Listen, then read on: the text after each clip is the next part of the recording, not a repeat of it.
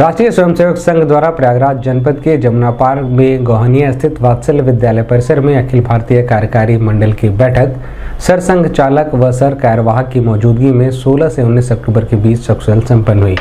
बैठक में किए गए विभिन्न विषयों पर चर्चा को लेकर प्रांत सर संघ चालक डॉक्टर पृथ्वीराज सिंह, प्रांत संघ चालक गोरक्ष प्रांत डॉक्टर महेंद्र अग्रवाल ने गोरखपुर जर्नलिस्ट प्रेस क्लब सभागार में पत्रकार वार्ता कर जानकारी दी। उन्होंने कहा कि राष्ट्रीय स्वयंसेवक संघ पूर्वोत्तर राज्यों में जनजातीय समुदाय के लोगों में स्वाभिमान जागरण, जनसंख्या असंतुलन पर चिंता, 2024 तक सभी मंडल शाखायुक्त करना, देश में 30,000 निकले शताब्दी विस्तारक आदि विषयों को लेकर चर्चा कर इन्हें जल्द से जल्द लागू करने जाने की बात कही है।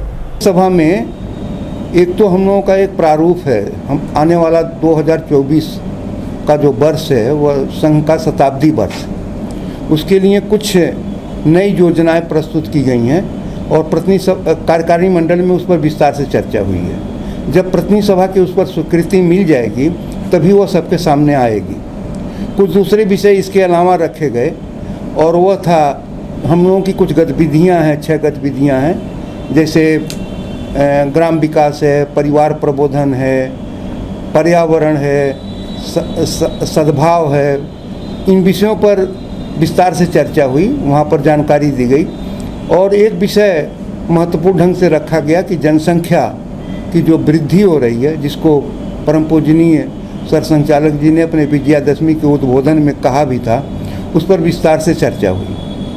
वो जनसंख्या के संदर्भ में कई पहलू हैं जिस पर हमें विचार करना चाहिए। एक पहलू तो ये है कि संसाधन की कमी हो रही है और संसाधन के आधार पर उसका जनसंख्या पर नियंत्रण होना चाहिए। एक विषय उसके साथ ये है कि युवा संख्या लगातार कम होगी, अगर वृद्धों की संख्या बढ़ेगी तो भी एक समस्या है। एक विषय ये है। दूसरा ये है कि डेमोग्राफी के चेंज के नाते, जनसंख्या परिवर्तन के नाते कई देशों में बड़ी समस्याएं आई हैं। सर्बिया है, उगांडा है और तिमूर है। एशिया में पहला इंडोनेशिया से कट करके तिमूर एक अलग राज्य बना है।